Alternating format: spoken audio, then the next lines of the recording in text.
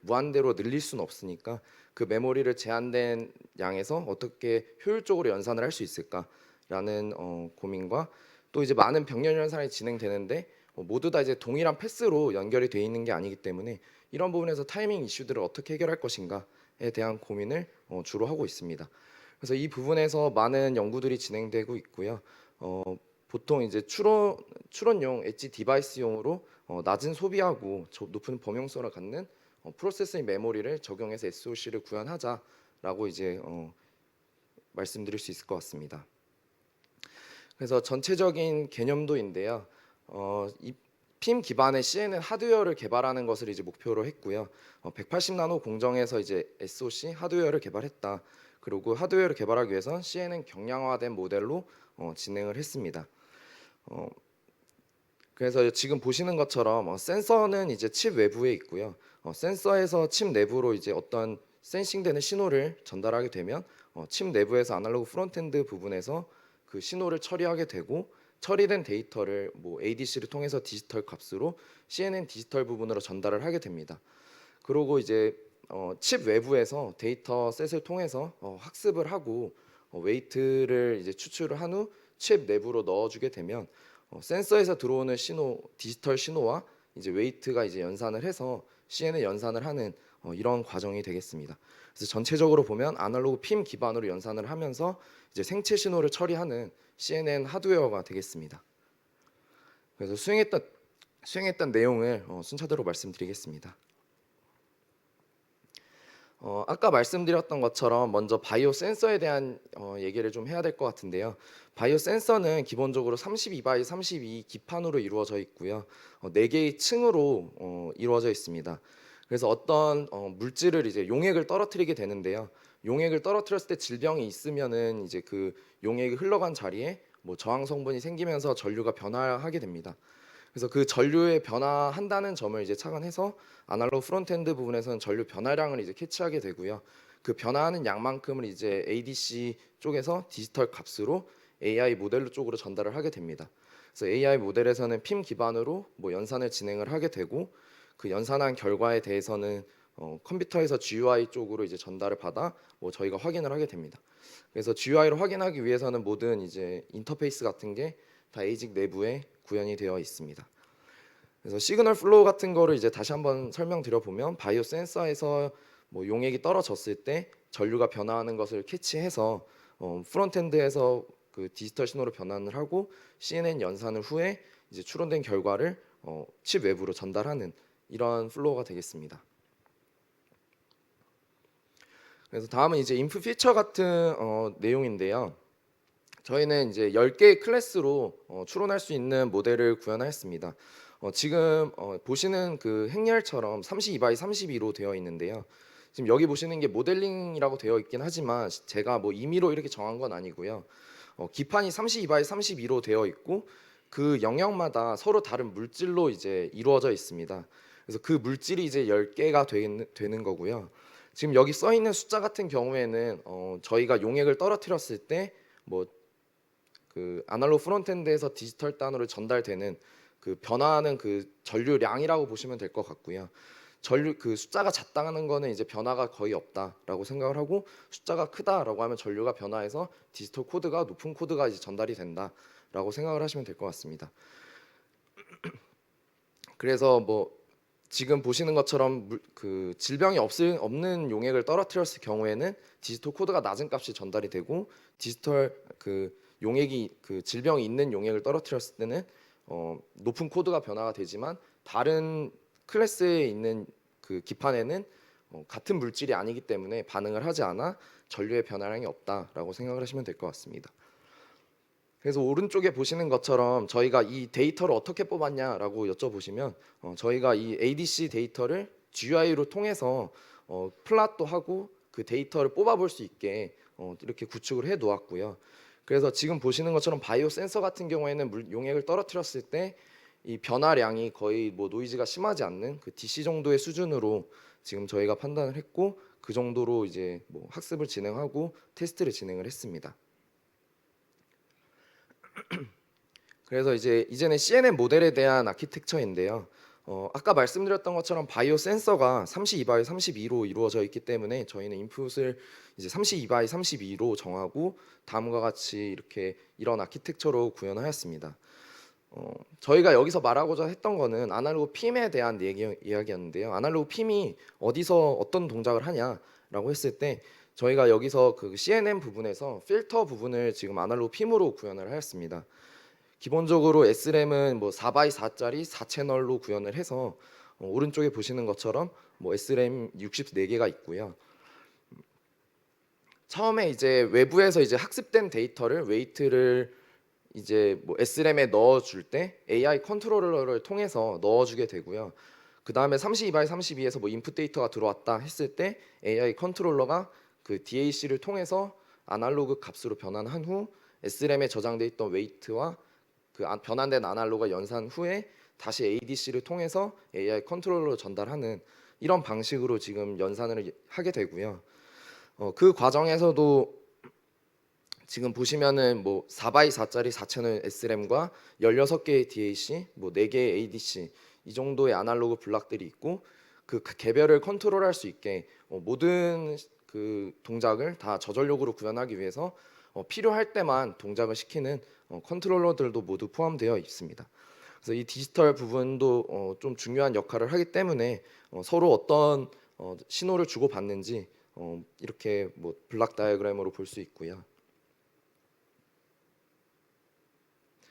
네, 그러면 이제 어떤 방식으로 맥 연산을 진행하느냐에 대한 이야기인데요. 아까 말씀드렸던 것처럼 4x 4 4채널 SRAM을 어떻게 구현했느냐? 저희 이거는 아날로그로 구현을 했고 기본적으로 뭐 논문 같은 걸 많이 보면 뭐 6T, 8T 뭐 아이디어를 많이 보면은 뭐 10T까지도 있는데요. 저희는 이제 10T SRAM을 썼고요. 그 셀마다 이제 캡을 달아서 맥 연산을 진행할 수 있게끔 구현을 하였습니다. 그래서 그 뭐 모두 알다시피 캡 같은 경우에는 직렬 연결을 했을 경우에는 뭐 역수를 취해서 더하는 이런 수식으로 계산이 되는데요. 그 캡에 대해서 모두 이제 같은 값을 갖게 되면은 뭐 개수의 만큼 이제 나눠주는 평균 같은 연산을 할 수 있겠다는 그런 아이디어에서 착안을 하게 되었습니다. 그래서 컨볼루션 같은 경우에는 맥 연산을 캡을 통한 이제 SRAM에 저장된 데이터 연산을 한다 이렇게 생각하시면 될 것 같습니다. 그래서 AI 컨트롤러에서 아까 말씀드렸던 것처럼 처음에 웨이트를 입력을 해주고 그다음 인풋 데이터가 들어왔을 때 DAC를 통해서 이렇게 캡에 저장한 후 연산을 한다라고 했는데 거기서 이제 핵심이 되는 부분이 데이터들을 제대로 왔을 때도 그 데이터를 아날로그로 변환해주고 아날로그 값을 디지털로 변환해주는 이 ADC, DAC 부분이었는데요. 이 부분에서도 뭐 많이 알려진 것처럼 좋은 성능을 갖는 컨버터들이 많이 있지만 여기서는 이제 그렇게 면적을 고려하고 뭐 저전력을 고려하다 보니까 차지 쉐어링 구조를 이제 설계하게 되었습니다. 그래서 전체적으로 다시 한번 이제 시뮬레이션 결과로 한번 설명을 드리자면 인풋 데이터가 들어왔을 때 DAC에서 이제 아날로그 값으로 변환을 해주고 SRAM에서 그 값을 이제 연산을 한 후에 ADC가 똑같이 DAC처럼 차징을 해서 일정 값 이상이 됐을 경우 그 컨버전 된 값을 다시 디지털로 보내는 이런 동작으로 지금 하드웨어가 구현이 되어 있고 AI 컨트롤러 디지털 블락이 그 값을 받으면 다시 이 모든 과정을 리프레시하는 순서로 지금 진행을 하고 있습니다. 그래서 이렇게 구현된 SOC를 어떻게 이제 테스트할 것이냐라고 했을 때 저희가 GUI를 이제 노트북 같은 데에 구현을 해 놓고요. 그것을 이제 FPGA에 연결해서 칩과 이제 칩이 있는 그 테스트 보드를 연동을 시켜서 테스트를 했습니다. 크게는 이제 두 가지를 확인했는데요. 처음에는 이제 CNN 풀 패스, 그러니까 인풋 데이터 32바이 32를 넣고 웨이트를 인가를 했을 때 얘가 정확한 클래스를 분류하느냐라는 관점에서 한번 테스트를 했고요. 두 번째로는 이제 필터 연산, 맥 연산이 제대로 우리가 아이디어랑 값과 동일하게 연산을 하는지에 대해서 확인을 했습니다. 맥 연산 같은 경우에는 이제 아까 말씀드렸던 것처럼 필터가 4채널로 되어 있기 때문에 4x 4 4채널과 4x 4 행렬만 연산을 시켜서 아이디얼 값을랑 비교했을 때 얼마나 차이가 나는지를 확인했는데 뭐 오프셋을 보면은 뭐 플러스 마이너스 3 정도 이제 오프셋이 나는 것을 이제 확인할 수 있었습니다. 근데 이 부분에서는 이제 그 오프셋이 어디서 발생하냐 이렇게 확인해 본 결과 뭐 ADC, DAC에서 발생하는 오프셋으로 확인을 했고, 이 부분은 이제 맥 연산을 한 번 할 때 이 정도 발생을 하긴 하지만 전체적으로 풀패스를 봤을 때는 클래스 분류에는 부담이 없는 것으로 확인을 해서 뭐 이 정도는 이제 시뮬레이션 결과치부터 예상하고 테스트를 진행을 했었습니다. 그래서 컨클루전 쪽인데요. 여기서 이제 말씀드리고 싶은 부분은 저희가 이제 바이오 센서용으로 CNN 알고리즘을 로우 파워로 구현하기 위해 어떤 방식으로 이제 구현을 했고 아날로그와 디지털을 어떻게 융합시켜서 구현을 했느냐에 대한 내용이었습니다. 그래서 프로세서의 메모리 같은 경우에는 2000바 6600으로 다소 좀 뭐 큰 사이즈라고 하면 큰 사이즈일 수 있겠는데요. 이 뭐 다른 아날로그 핌을 하는 부분에서 뭐 사용하는 공정들보다 조금 다소 큰 공정에서 사용했기 때문에 좀 이 정도는 합리적이라고 생각은 하고요. 뭐 다른 논문에 비해서 맥 연산의 면에서는 19mW 정도로 엄청 낮은 수준으로 구현이 되었다라고 할 수 있겠습니다. 그리고 또 다른 아날로그 핌 디지털 블락들이 되게 많은데 거기서는 이제 거의 100MHz, 200MHz 정도의 높은 클락을 사용하지만 저희는 클락이 빠르면 빠를수록 좀 어려운 공정면에서 좀 어려운 점이 있어서 32메가로 뭐 다른 아날로그 블락들과 같이 사용할 수 있게끔 구현을 하였습니다. 그래서 이 향후 계획에 대해서 간단히 말씀드리겠습니다. 그래서 지금 여기서 보시는 것처럼 아키텍처를 되게 복잡하게 가져갈 수도 있었지만 좀 그렇게 할 수 없었던 부분도 있었는데요. 그게 이제 메모리를 제한된 면적 안에서 사용하다 보니까 좀 많은 연상량을 가져갈 수 없어서 어떻게 보면 강제적으로 좀 경량화된 모델을 사용하게 되었고요. 이 부분에서는 뭐 공정을 작게 한다고 할지라도 아이디어가 좀 필요한 부분이라고 좀 생각을 합니다. 그래서 메모리 사이즈를 어떻게 하면 더 효율적으로 키울 수 있고 연상량을 더 많이 가져갈 수 있느냐에 대한 연구와 뭐 리유즈나 뭐 제로 스키핑처럼 뭐 연산량이 필요한 액티브된 셀에서만 연산을 한다던가 이런 저면적을 위한 기법들이 많이 필요할 것 같고요. 그리고 또 지금 같은 경우는 아까 말씀드렸던 것처럼 GUI 상에서 봤듯이 바이오 센서는 이제 DC 정도의 변화량을 갖는데 뭐 모든 어플리케이션이 다 DC로 동작을 하는 건 아니기 때문에 모델 개선을 통해서 다른 시스템으로 확장을 해 나가야 된다라는 연구가 있을 수 있겠습니다. 그리고 또 바이오 센서처럼 DC 정도 레벨로 많은 동작을 하는 어플리케이션이 좀 많은데 그 중에 대표적으로 이제 IoT 같이 뭐 변화량이 거의 없고 노이즈도 거의 없는 이런 센서들이 많기 때문에 그런 분야에서는 충분히 좋은 성능을 낼 수 있다라고 생각을 합니다. 네, 이상입니다.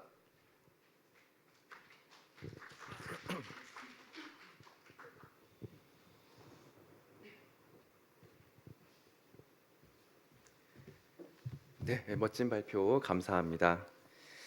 발표와 관련해서 질문 있으신 분께서는 줌 채팅창에 메시지를 남겨주시거나 손을 들어주시면 마이크를 전달하도록 하겠습니다.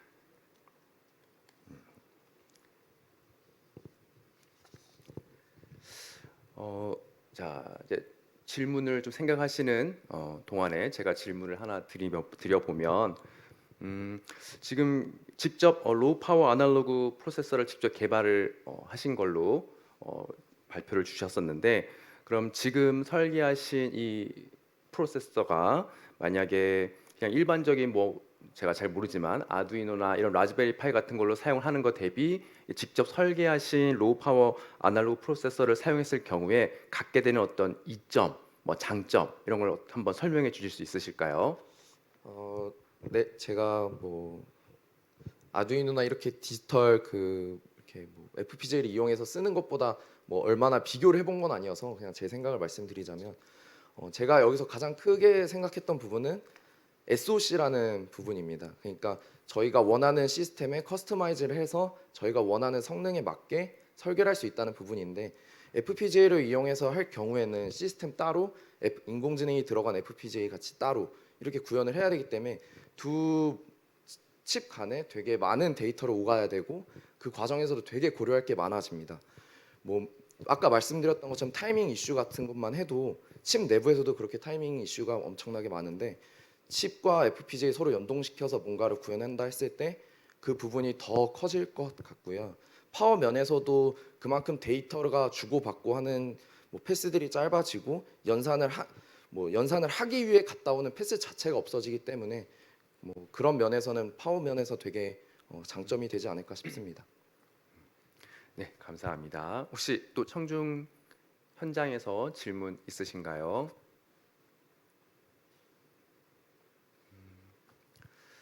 네, 그럼 제가 두 번째 질문을 드려보면 이제 칩을 이제 설계에서부터 직접 개발까지 모두 전 과정을 경험해 보셨는데 혹시 앞으로 칩을 새롭게 설계하고 만들어 보는 이제 후배 분들에게 좀 시행착오를 줄일 수 있는 어떤 그런 노하우가 있다면 어떤 것들이 있을까요?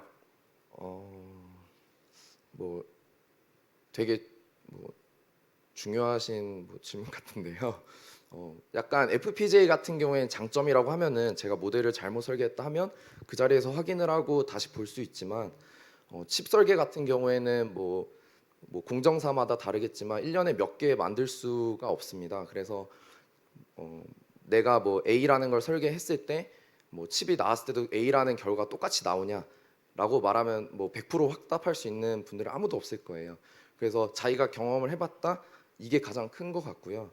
그래서 뭐 칩을 이제 얼마나 많이 만드냐가 저는 가장 중요하다고 생각을 합니다. 네, 답변 감사합니다. 네, 혹시 추가 질문 있으실까요? 네, 앞으로 석박사 과정 통해서 더 훌륭한 그런 연구들을 이어나가시기를 응원하며 네, 두 번째 발표 마무리하도록 하겠습니다. 감사합니다. 감사합니다.